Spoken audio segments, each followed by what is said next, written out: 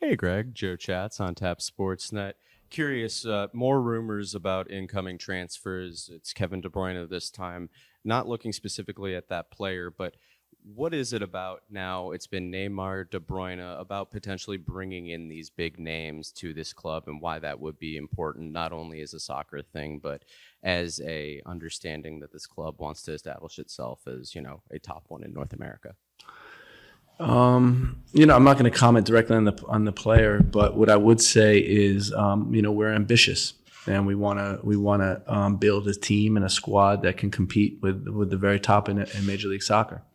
And when there are opportunities out in the market that represent our ambition, we'll look at them closely. So speaking about being Tim Hossyman, Red 97, speaking about one of the ambition of being a top team, the team's schedule right now, we've talked about it a little bit, facing a lot of top teams. FC Cincinnati's next. Last week in Miami, the offensive talent they've got, some good defensive talent too. FC Cincinnati have good attackers, but it looks like Evander will be out. Best center backs possibly in the league over the past few seasons. So what is that challenge going to look like, and how is the team going to approach it? Well, the way I see it, and I've said this a number of times, is every game is a top team. Every game is difficult.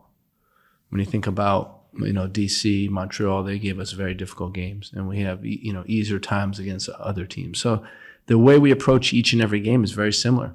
We know we have to prepare the best we can. We have to have a strong game plan coming in. It needs to be clear to the players. And then we need to go out and execute it. And, we don't even get ahead of ourselves and start looking down the road, because really the only thing in front of us right now is FC Cincinnati, and that's who we're focused on. Over the last couple of years have been one of the better teams in Major League Soccer from a performance standpoint. Very robust center backs, very physical team. I think they added an element of, high pressure, man versus man at times. That becomes very difficult. They added some quality with Evander, who, by the way, we expect to play, and Denke, who are quality attacking players. They have national team players in their wide areas, in their center back position. So it's a good team, and we have to be prepared the best we can, and then we have to go out and have a good performance. Hey, Coach Jose Gudiño, Conexión Deportiva. Greg, after the match against Inter Miami, where several players, especially on defense, gave that extra effort to keep the clean sheet, how do you work to maintain that same level of intensity and commitment across every match, and not only the high-profile ones? Yeah, I don't think it's a question of added commitment against Miami. I think that, we've been struggling trying to get players healthy and get continuity within the team. And that always takes a toll, especially in the defensive end. And as we get guys back playing together healthy, I think, you'll start to see some more consistent defensive performances. But from a data standpoint, there's been some good aspects of our defensive game. We're preventing opponents from progressing at a very high rate. So there's a lot of good things. And I think the performance on Sunday was just a culmination of some good work throughout the entire year. Greg, La Fira Deportiva. Last year, the Chicago Fire played the Lamar Hunt U.S. Open Cup with the second team. Knowing that you have a rival next month, my question is, will we be the first team playing this tournament, or will we be the second team, or you haven't decided yet? Yeah, did they enter the second team in the Open Cup last year? They just played with the second team? No, they entered the second. It was all MLS next. Yeah, no, we've entered the tournament with our first team. Alex Campbell from CHGO. Greg, actually, something I was curious about when Carlos was doing his press conference, we heard firsthand how much his English has improved, how much he's worked on that. What have you seen so far this season as a coach who's, you guys have brought in not only kind of a diversity of players, but you've brought in guys with a whole lot of different language skill sets. Over the first few months, how do you see the way the team communicates as a group evolve as those guys find their way to communicate within the team? Yeah, I think we're continuing to improve that. Some of the players are still working on their English, but you see a guy like Carlos, he's improved tremendously. And, even in video meetings, he's not shy to speak up, and he's always talking. He gets along with his teammates very well. You can see how he jokes around and really endears himself to his teammates. And on the field, he's a competitor. The issue for Carlos is always going to be, can he stay on the field and play with consistency? I think he has the potential to be one of the top center backs in Major League Soccer, but that's easy to say and much harder to do. We're going to take a few questions from Zoom. We actually have Jeff Carlisle. Your line is open. Hey, Jeff. It's been a while. It has been. Yeah. You talked about ambition earlier, and looking ahead to the summer window, what parts of the field do you feel like the team needs to show the most ambition? I mean, where do you think you need to invest the most in terms of, positional? Well, I think that in a perfect world, you'd be able to invest across the entire roster and say, okay, we can bring in world-class players in every position. But it's not perfect. There's a salary cap. There's a limited amount of designated spot players. So I think the most sense is to bring in an attacking player, someone that can change the game consistently from an attacking end. Can work with the offensive weapons we already have to bring out more in them and help them continue, and overall help the team, both on and off the field. Thank you, Jeff. Next, we'll go to Alex Calabrese, Ben in Red 97.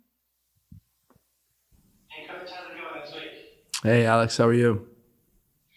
I'm good. I got to ask you another thing about the transfer rumors. So, Joe Mansueto said he'd leave the soccer up to you. So, whether it comes to Bruyne or any other big name player like that, what are those conversations like when we're potentially talking about a figure seller?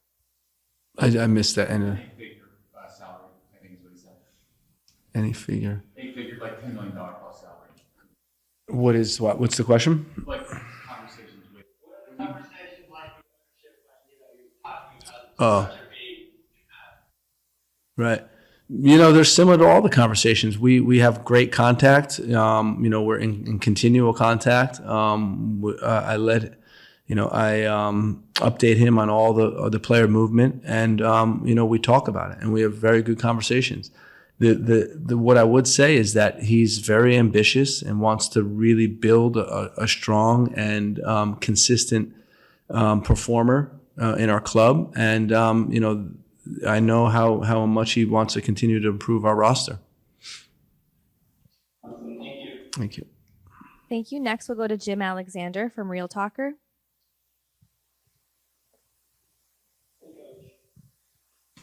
So, just based on seeing Carlos talk here, and this is such a good group of guys. Legitimately, everyone is so likable. Not only are you professional, but just seeing everyone you interact with, it's such a good group.